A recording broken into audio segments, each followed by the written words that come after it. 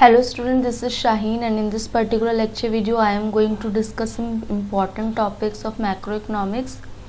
और ये जो आपका पार्ट होने वाला है दैट इज़ पार्ट नंबर 4। इससे प्रीवियसली आपको मैंने पार्ट 3 प्रोवाइड्स कर रखे हैं, उसमें एक प्रैक्टिकल है और बाकी थ्योरी है। तो आज डिस्कस करेंगे part number 4 and question number 1 से स्टार्ट करते हैं। What are the instrument of monetary policy. जैसे कि प्रीवियस वीडियो में आप लोगों को मैंने मॉनेटरी पॉलिसी के बारे में बताया था कि मॉनेटरी पॉलिसी वो पॉलिसी होती है जो कि मनी के सप्लाई से रिलेटेड होती है और आरबीआई डिसाइड करती है। इसमें कुछ इंस्ट्रूमेंट्स आते हैं मॉनेटरी पॉलिसी के अंदर, और उसमें मैंने ये भी बताया था कुछ क्वालिटेटिव इंस्ट्रूमेंट्स आते हैं और कुछ क्वांटिटेटिव इंस्ट्रूमेंट्स आते हैं। और क्वालिटेटिव इंस्ट्रूमेंट्स होते हैं रिलेटेड टू कि आरबीआई किस तरीके से मोरली एडवाइस करती है बैंक्स को, कमर्शियल बैंक्स को, और किस तरीके से एडवाइस देती है।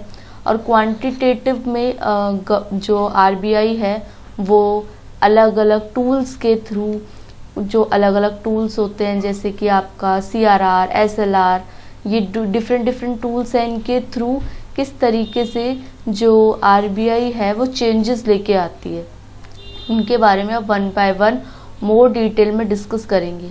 अच्छा, वन मोर थिंग इज, अगर आपका question is related to monetary policy तो पहले आप मॉनेटरी पॉलिसी को जस्टिफाई कर सकते हो, और अगर if you want to increase the length of your answer then you can add these instrument as well and you can add the objective as well, जो कि मैंने इसी में आगे फर्दर कंट्रीब्यूट कर रखे हैं।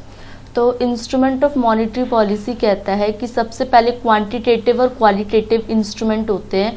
क्वांटिटेटिव का मतलब जनरल और इनडायरेक्ट, ठीक है, जो कि इनडायरेक्ट है, और क्वालिटेटिव डायरेक्ट होते हैं वो चेंजेस जैसे कि मार्जिन मनी में चेंज, डायरेक्ट एक्शन, इस तरीके से गवर्नमेंट को नहीं, बैंक को समझाना और प्रेशराइज करना थोड़ा सा, इस तरीके से काम चलता है। तो जो दोनों मेथड होते हैं वो कहीं ना कहीं अफेक्ट करते हैं सप्लाई ऑफ मनी को और मनी की कॉस्ट को। दो टाइप के इंस्ट्रूमेंट की बात कर रखी है इन लोगों ने।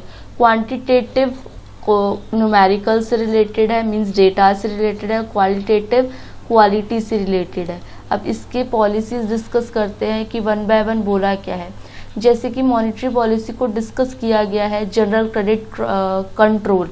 अगर मैं मॉनेटरी पॉलिसी को डिस्कस करूं तो मैं ये बोलूँगी कि ये जनरल क्रेडिट कंट्रोल का काम करती है। और जनरल क्रेडिट कंट्रोल में कंट्रोल का मीन्स ये मनी की सप्लाई को कंट्रोल करके रखती है। तो बैंक रेट पॉलिसी इसमें सबसे पहले आएगी। Bank rate policy minimum landing rate होती है जो कि central bank at which it discount first class bill of exchange, bill of exchange वगैरह को जो डिस्काउंट कराया जाता है, जो डिस्काउंट मीन्स जो इन कैश कराया जाता है गवर्नमेंट की सिक्योरिटीज़ को, उनको बैंक रेट बोलते हैं। तो when the central bank find the inflation has been increasing continuously, it raises the bank rate, so borrowing from the central bank become costly। देखो, अगर क्या होता है जब ये आरबीआई जब ये ध्यान देती है कि जो सेंट्रल जो मनी का सप्लाई है, जो इन्फ्लेशन है वो बढ़ा हुआ है, तो क्या करती है आरबीआई, इसको इंक्रीज करती रहती है, क्योंकि जब इसको इंक्रीज करेगी तो लोग अपना डिस्काउंट नहीं कराएंगे, बिल्स वगैरह अपने पास होल्डिंग्स नहीं रखेंगे तो कहीं ना कहीं परचेजिंग पावर कम होगी, और परचेजिंग पावर नहीं होगी तो वो डिमांड नहीं कर पाएंगे ज़्यादा। फिर इसको आगे भी लिखा हुआ है तो आप लोग देख लेना। फिर उसके बाद ये तो स्किप करने वाला पार्ट है। Next is open market operation. Open market operation is basically the sale and purchase of security. जो गवर्नमेंट जो आरबीआई है वो सेल और परचेज करती है सिक्योरिटीज़ की, तो उसको कहीं ना कहीं लेके आते हैं, ये ध्यान देते हैं कि इनकी बैलेंस बना के रखें ताकि जो मनी फ्लो है उसको कंट्रोल किया जा सके। रिजर्व रेशियो में चेंजेस लेके आएंगे। रिजर्व रेशियो में चेंजेस कौन कौन से होते हैं? रिजर्व रेशियो सीआरआर होता है, एसएलआर होता है। और सीआरआर का मतलब होता है जो कमर्शियल बैंक अपने पास रिजर्व रखते हैं ताकि कंटिजेंसी में उसको डील किया जा सके। और एसएलआर जो गोल्ड की फॉर्मेट में और लिक्विड कैश की फॉर्मेट में, लिक्विड असेट्स की फॉर्मेट में, जो कि इन कैश किया जा सकता है जल्दी से, उसमें कन्वर्ट करते हैं। नाउ ये हो गई आपकी दोनों रेशियोज डिस्कस हो गई। Selected credit control, selective credit control का मतलब क्या होता है कि जो आपका इस तरीके से जो टाइप्स ऑफ क्रेडिट दे रखा है ना उस पर कंट्रोल लेके आना, अलग अलग टाइप्स ऑफ क्रेडिट में कंट्रोल करके आना दूसरे दूसरे सेक्टर्स में, कि इन सेक्टर्स में जहाँ से आपको रिटर्न नहीं हो रही उन सेक्टर्स का ध्यान रखना। फिर उसके बाद बोल रखा है कि और भी हम क्या चेंजेस लेके आ सकते हैं, तो that is qualitative aspects. Qualitative aspects में हम मार्जिन मनी के बारे में डिस्कस करते हैं। मार्जिन मनी का मतलब जितने पे आप सिक्योरिटीज़, आपने मान लो बैंक लोन दे रहा है और देख रहा है कि उसके पास 3000 की सिक्योरिटीज़ है, 3000 पे 10,000 का लोन दे रहा है, तो 7,000 का वो अपना नुकसान कर रहा है ना, कि अगर लोन डूबता भी है, इन केस 10,000 का लोन डूब जाता है तो उससे रिकवर कितना होगा, 3,000। तो कोलेटरल सिक्योरिटी के रूप में जितना रखता है बैंक और बैंक जितना लोन देता है उनके बीच का डिफरेंस मार्जिन मनी कहलाता है। तो जब लोगों के पास इस तरीके की प्रॉब्लम हो सकती है, मनी सप्लाई ज़्यादा हो, तो क्या करेगी आरबीआई, क्या करेगी, मार्जिन मनी को कम कर देगी। Moral suggestion means morally pressurize करना।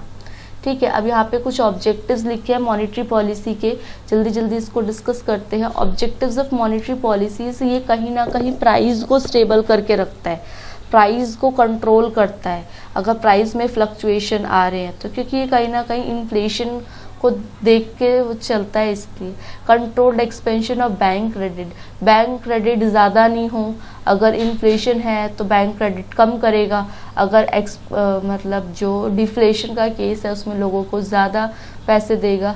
Promotion of fixed investment, investment fixed investment का मतलब है कि लोगों के पास से पैसा लेके किसी ऐसी जगह पे इन्वेस्ट करना जहाँ पे काफ़ी टाइम तक गवर्नमेंट के पास ही पैसा रहे और गवर्नमेंट को ये डाउट ना हो कि ये पैसा उनके पास से चला जाने वाला है। Restriction in inventories means inventories में एक तरीके से कमी करना, export and food procurement operation को प्रमोट करना, आप एक्सपोर्ट ज़्यादा करो ताकि हमारी कंट्री में फॉरेन एक्सचेंज ज़्यादा आए। Distribution of credit, desire distribution of credit मतलब जितना ज़रूरत है उतना ही। इक्विटेबल डिस्ट्रीब्यूशन ऑफ क्रेडिट, ऐसा नहीं है कि कुछ कुछ सेक्टर को आप बहुत ज़्यादा लोन दे रहे हो और कुछ कुछ सेक्टर को लेना ही देना ही नहीं है, तो आप सबको बराबर लोन दो। टू प्रमोट एफिशिएंसी, काम में अच्छाई हो, काम बहुत अच्छे से इजीली वे में हो सके और रिजिडिटी से दूर किया जा सके। रिजिडिटी मीन्स कहीं ना कहीं फिक्स्ड ना हो operation. Next is what is contractionary and expansionary monetary policy. Contractionary और एक्सपेंशनरी मॉनेटरी पॉलिसी क्या होता है ना, कि कभी कभी गवर्नमेंट कॉन्ट्रैक्ट कर देती है और कभी कभी एक्सपेंड कर देती है अपनी चीज़ों को, तो उसके बारे में हम पढ़ेंगे।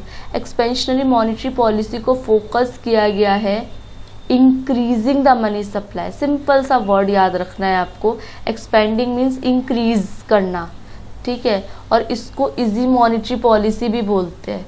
इसमें क्या करेगी गवर्नमेंट, इंटरेस्ट रेट कम कर देगी ताकि लोग हमारे पास आए लोन के लिए बोले, इंटरेस्ट रेट कम कर देगी पॉलिसी के लिए। एसएलआर, गवर्नमेंट क्या करेगी, बाय करेगी सिक्योरिटी को, और क्या करेगी, इंक्रीज करेगी बॉन्ड प्राइजेस को, फॉरेन बॉन्ड प्राइजेस को, ठीक है, और एक्सचेंज रेट में कमी लेके आएगी और एक्सपोर्ट और इंपोर्ट इंक्रीज करेगी। और सेम ऐसे ही कॉन्ट्रैक्शनरी पॉलिसी, मॉनेटरी पॉलिसी कहीं ना कहीं ये दिखाता है कि हमें कहीं डिक्रीज करनी है मनी सप्लाई को, क्योंकि इन्फ्लेशन वगैरह ज़्यादा हो गया है, तो बिल्कुल उल्टा करेगी, इंटरेस्ट रेट बढ़ा देगी, रेपो रेट बढ़ा देगी, रिजर्व रेशियोज बढ़ा देगी। गवर्नमेंट सेल करेगी सिक्योरिटीज़ को, क्योंकि सेल करेगी तो कहीं ना कहीं जो भी पैसा है वो गवर्नमेंट के पास चला जाएगा। अगर बाय करेगी तो जो पैसा है वो गवर्नमेंट के पास नहीं जाएगा, वो लोगों के पास जाएगा, है ना। क्योंकि मैं अगर कोई सामान खरीदती हूँ, मान लो गवर्नमेंट से खरीदती हूँ, तो मेरे पास सामान आ जाएगा, और अगर मैं सेल करूँगी सिक्योरिटीज़ तो उसके हिसाब से काम हुआ। तो ये इसी चीज़ को इलेबोरेट करके जस्टिफाई किया गया है। Next is explain, derive and explain the working of investment multiplier in two sector economy. Two sector economy में एक हाउस होल्ड आता है और एक फर्म आती है, हाउस होल्ड और एक फर्म। तो इनको जस्टिफाई करना है इन्वेस्टमेंट मल्टीप्लायर की तरह कि ये करते कैसे है काम। तो इन्वेस्टमेंट मल्टीप्लायर कीन्स कंसिडर करी थी थ्योरी, कीन्स ने एक थ्योरी डिस्कस करी थी जो कि इम्पॉर्टेंट पार्ट प्ले करती है। मल्टीप्लायर का मतलब क्या होता है? बेसिकली मल्टीप्लायर का मतलब होता है establish a precise relationship given the prosperity to consume between aggregate employment and income and the rate of investment. Income और रेट ऑफ इन्वेस्टमेंट के बीच में जो रिलेशनशिप को मेंटेन करके रखता है दैट इज इन्वेस्टमेंट मल्टीप्लायर। तो आपको ये बताता है कि कितना इंक्रीज इन्वेस्टमेंट के हिसाब से, कितना इनकम बढ़ने के हिसाब से कितना इन्वेस्टमेंट इंक्रीज होगा, ये जस्टिफाई कराता है आपका इन्वेस्टमेंट मल्टीप्लायर। अच्छा, कुछ इंपॉर्टेंट पॉइंट्स हैं ये देखो, जैसे कि जो delta Y is equals to delta C upon में डेल्टा आई होता है, ये तो आप लोगों को पता है। Delta Y is equals to C delta Y plus delta I. Delta C को हम एक कंजम्पशन और एक चेंज इन इनकम लिख सकते हैं, जितना मैं खर्च कर रही हूँ और जितना मेरी इनकम में चेंज हो रहा है, ये लिख दिया मैंने। फिर उसमें मैं इस साइड लेके चली गई, जो डेल्टा वाई था उसमें मैंने चेंज कर दिया डेल्टा वाई को, और ये हो गया किसके इक्वल? डेल्टा आई के इक्वल। जिसको इसमें कन्फ्यूज़न है वो दोबारा देख लो। जो डेल्टा सी होता है ना, मतलब चेंज इन कंजम्पशन, तो उसको मैं कैसे लिख सकती हूँ? जितना मैं कंजम्पशन पहले कर रही थी और उसके अंदर मैंने चेंज इन इनकम को भी जोड़ दिया, ठीक है, क्योंकि change in income is a part of change in consumption, इसीलिए। फिर डेल्टा वाई में मैंने कॉमन लिया है तो ये 1 माइनस सी हो गया is equals to delta I, और डेल्टा वाई का फॉर्मूला होता है, मतलब इसको मैं डिवाइड में लेके जाऊंगी तो ये हो जाएगा 1 माइनस सी, और 1 माइनस सी को ही इन्होंने एमपीसी का एग्जाम्पल दे रखा है। डेल्टा वाई, अभी यहाँ पे हमने क्या पढ़ा था? डेल्टा वाई अपॉन में डेल्टा आई, क्योंकि यहाँ पे ये था, देखो डेल्टा कहाँ गया? Delta Y is equals to delta I upon में 1 माइनस सी था। अब ये इधर चला गया, शिफ्ट हो गया तो डिवाइड हो जाएगा। Delta I equals to 1 upon में 1 माइनस सी, तो ये तरीके से आपका क्या हो जाएगा। और डेल्टा वाई अपॉन में डेल्टा आई को भी मैंने पढ़ा कि चेंज इन इनकम अपॉन में चेंज इन इन्वेस्टमेंट आपका के कहलाता है। तो K is equals to 1 upon 1 minus सी हो जाएगा, जो कि 1 अपॉन में 1 माइनस सी को 1 माइनस एम पी सी बोला गया है, और इसको एम पी एस भी बोलते हैं। तो इसीलिए जो मल्टीप्लायर है उसको हम एक तो हम लिखते हैं 1 अपॉन में एम पी एस, और एक तो लिखते हैं 1 अपॉन में 1 माइनस एम पी सी। तो ये दोनों ही फॉर्मूले आप लोग के लिए आगे काम करेंगे, तो इसका मल्टीप्लायर का इम्पॉर्टेंट रोल देख लो। फिर उसके बाद इन्होंने बोल रखा है जो मल्टीप्लायर होता है एमपीसी होता है, जो मल्टीप्लायर नहीं एमपीसी, जो मार्जिनल प्रोपेंसिटी टू कंज्यूम होता है वो 0 से 1 होता है और 1 तक होता है। ये इंपॉर्टेंट है जो कि आप एग्जाम में लिखोगे। अच्छा, एमपीसी और एमपीएस की डिस्कशन मैंने प्रीवियस वीडियो में बहुत डिटेल में की है, इसलिए मैं इस पर ज़्यादा डिस्कस नहीं कर रही हूँ। बस मेन जो ये रिलेटेड है कहीं ना कहीं इन्वेस्टमेंट मल्टीप्लायर से, उन्हीं की डिस्कशन कर रही हूँ। इफ़ द मल्टीप्लायर इज़ 1, अगर मल्टीप्लायर 1 होगा इसका मतलब है whole increment of income is saved, सारा का सारा इनकम सेव हो रहा है और कुछ भी खर्च नहीं हो रहा, क्योंकि एमपीसी 0 है, मल्टीप्लायर 1 है बच्चों। यहाँ पे इन्होंने बोला है कि के 1 आएगा तो एमपीसी तो 0 होगा, तभी तो ये 1 अपॉन में 1 आएगा। के जब 1 अपॉन में 1 आएगा तो एमपीसी तो 0 हो जाएगा। और अगर एक तरीके से आप ये देखो कि एमपीसी 1 माइनस 1 तो हो ही नहीं सकता किसी भी हालत में, क्योंकि अगर 1 माइनस 1 कर देंगे तो ये 0 हो जाएगा, और 0 हो जाएगा तो ये तो नॉट डिफाइन की कंडीशन हो जाएगी। तो एमपीसी के बारे में बताया गया, on the other hand an infinite multiplier implies MPC is equals to 1 and entire increment income is spent on consumption. और अगर आपको ये बोला गया एमपीसी, यहाँ पे बोल रखा था कि अगर मनी मल्टीप्लायर 1 है, इसका मतलब पूरा का पूरा जो इनकम है वो बचाया जा रहा है और कुछ भी खर्च नहीं हो रहा। और अगर आपका इंक्रीमेंट हो रहा है एमपीसी इज इक्वल्स टू 1, अगर एमपीसी 1 के बराबर है तो इंटायर इंक्रीमेंट इनकम का है वो खर्च हो रहा है और कुछ भी नहीं बच रहा। तो यही कुछ सम पॉइंट्स हैं जो कि आप लोग जब भी मल्टीप्लायर का पॉइंट होगा जस्टिफाई करोगे और पढ़ सकते हो बाकी आप लोग इसके बारे में। Question number 4 says if the marginal propensity to save is 0.01 what is the value of multiplier. अभी हमने डिस्कस किया था कि जो मल्टीप्लायर होता है के, उसके 3 फॉर्मूले होते हैं, डेल्टा वाई अपॉन में डेल्टा आई, एक तो ये, एक 1 अपॉन में 1 माइनस MPC और एक तो 1 अपॉन में MPS। ओके तो अभी हम लोग कौन सा वाला यूज़ करने वाले हैं, MPS दे रखा है तो MPS वाला यूज़ करेंगे। तो K इज इक्वल्स टू किस तरीके से निकालेंगे मल्टीप्लायर, 1 अपॉन में 0.01, तो ये पॉइंट हटाओगे, 2 0 यहाँ पे लगाओगे तो 100 will be the answer of first question. Second question बोल रहा है कि अगर MPS बढ़ा दूँ मैं अगर 0.1 टू 0.1, मतलब अगर जो 0.01 वैल्यू थी उसको मैं बढ़ा के 0.1 कर दूं तो वैल्यू ऑफ मल्टीप्लायर क्या होगी। तो K इज इक्वल्स टू, अब क्या हो गया, 1 अपॉन में MPS की वैल्यू 0.1 हटाया तो यहाँ पे 0 लग गया तो 10 आ गई इसकी वैल्यू। और उसके बाद लास्ट वन क्वेश्चन में बोल रखा है अगर other things remain same how would the level of income be affected when MPS increases from 0.01। देखो यहाँ पे 0.01 रखा था तो 100 आ रहा था, यहाँ पे 0.1 रखा तो 10 आ रहा है। इन्होंने बोला कि कितना इनकम में इंक्रीज होगा अगर मैं MPS को 0.01 से 0.1 कर दूंगी। तो लिखो, ये आंसर लिख लो, द लेवल ऑफ इनकम क्या हो रही है, घट रही है, इनकम डिक्रीजेस। अब ऐसा क्यों है, क्योंकि MPC और MPS, जो MPC होता है और K के बीच में जो रिलेशनशिप होता है, MPS के और K के बीच में जो रिलेशनशिप होता है वो इनवर्स का होता है। बच्चों देख सकते हो आप लोग, 1 अपॉन में MPS, जितना जितना MPS बढ़ता जाएगा, अगर मान लो कि इसकी वैल्यू 1 अपॉन में MPS की वैल्यू बढ़ा दी 2, तो ये कितनी हो जाएगी इसकी वैल्यू, देखो अच्छे से समझो इसको। K की वैल्यू 1 अपॉन में मैंने इसको बढ़ा दिया 2, तो ये हो गया 0.5। K की वैल्यू MPS को बढ़ा दिया 3, तो ये हो जाएगा समथिंग 0.3।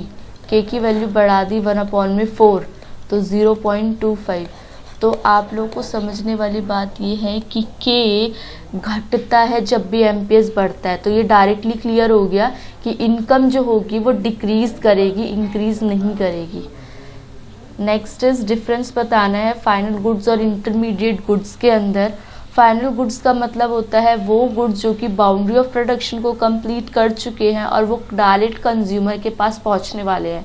और इंटरमीडिएट गुड्स का मतलब होता है जिसमें अभी भी कुछ ना कुछ मैन्युफैक्चरिंग की और कुछ ना कुछ रिटेलिंग की ज़रूरत होती है, इसीलिए इसको प्रोड्यूसर गुड्स कहते हैं, इसको कंज्यूमर गुड्स कहते हैं।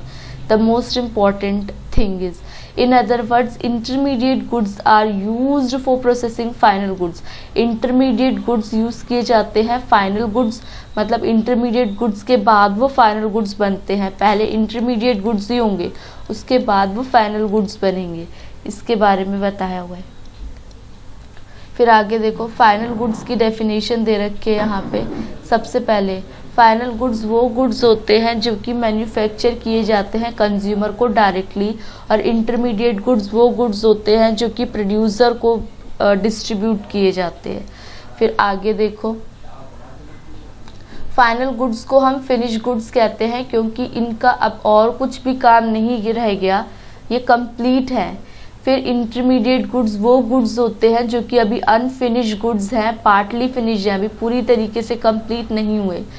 फिर final goods are available for consumption और can be used for capital formation. जो फाइनल गुड्स हैं वो पूरी तरीके से कैपिटल फॉर्मेशन के लिए, कंजम्पशन के लिए अवेलेबल है, जबकि इंटरमीडिएट गुड्स अभी रीसेलिंग के लिए ज़रूरी है, किसी और को रीसेल करेंगे और फिर उसके बाद वो फाइनल गुड्स कंज्यूमर गुड्स बनेंगे। प्रोसेसिंग नीडेड बाई, सिंपल सी चीज़ है, फाइनल गुड्स में कोई भी प्रोसेसेस नीडेड नहीं होती, जबकि इंटरमीडिएट गुड्स में नीडेड होती है। और नेशनल इनकम की अगर मैं बात करूं तो फाइनल गुड्स इंक्लूड होते हैं जो आपकी नेशनल इनकम है, जबकि इंटरमीडिएट गुड्स इंक्लूडेड नहीं होते, क्योंकि बार बार अगर मान लो 5 रुपीज़ का कोई सामान बना है, उसमें 2 रुपीज़ और ऐड होंगे तो वो 7 का हो जाएगा। तो एक बार 5 ऐड किया, एक बार 7 ऐड किया, तो इसीलिए डबल काउंटिंग हो जाती है, double counting of national income हो जाती है। दैट इज़ वाई हम नेशनल इनकम को इंक्लूड नहीं करते। Demand for goods, final goods inherent और डायरेक्ट डिमांड होती है, जबकि इंटरमीडिएट गुड्स की नेचुरल डिमांड्स होती है, इसकी डायरेक्ट डिमांड नहीं होती। उसके बाद इसके मोर पॉइंट्स, इतने ही पॉइंट्स हैं इसके फाइनल गुड्स और इंटरमीडिएट गुड्स के। तो that is all for this. और अगर if you have any doubt related to any question, particular question, वो हम डिस्कस कर सकते हैं, कमेंट डाउन करो और मैं उसको डिस्कस करूँगी। अच्छा, अब कुछ डिस्कशन करते हैं कुछ इम्पॉर्टेंट जिनका एग्ज़ाम 3 डेज़ के बाद, आई डोंट नो किसका एग्ज़ाम 3 डेज़ के बाद, उन्होंने कमेंट किया था कि 3 डेज़ के बाद उनका एग्ज़ाम है। तो it is next to impossible कि मैं आपको इम्पॉर्टेंट सेक्शन की सारे क्वेश्चंस अवेलेबल करा दूं। मैंने क्या किया है, मैंने प्रीवियस ईयर क्वेश्चंस सर्च किए हैं जो रिपीटेड क्वेश्चंस हैं और जो मेरे पॉइंट ऑफ व्यू से इम्पॉर्टेंट है, उनको मैंने एडिड किया है, जो बहुत रिपीट कर रहे हैं। ऐसे सच कोई इंपॉर्टेंट क्वेश्चंस नहीं बने। आप लोगों को तो स्टडी अच्छे से करनी चाहिए, लेकिन for your revision, just for your revision आप लोगों को मैं इंपॉर्टेंट क्वेश्चंस अवेलेबल करा रही हूँ। तो it is next to impossible कि मैं आप लोग को एक लिस्ट दे सकूँ जो कि इंपॉर्टेंट क्वेश्चन की हो। ठीक है, बाकी मैं अपनी तरफ से वर्क कर रही हूँ, जितना हो सक रहा है उससे ज़्यादा काम कर रही हूँ आप लोगों की वीडियोस पे। ठीक है, आप लोग कुछ भी होता है आप लोग कमेंट करो कि किस तरीके की आप लोगों का क्या फीडबैक है, और आप लोगों से फिर नेक्स्ट लेक्चर वीडियो में मिलेंगे पार्ट 5 में। तब तक के लिए stay tuned, be happy and thank you for watching.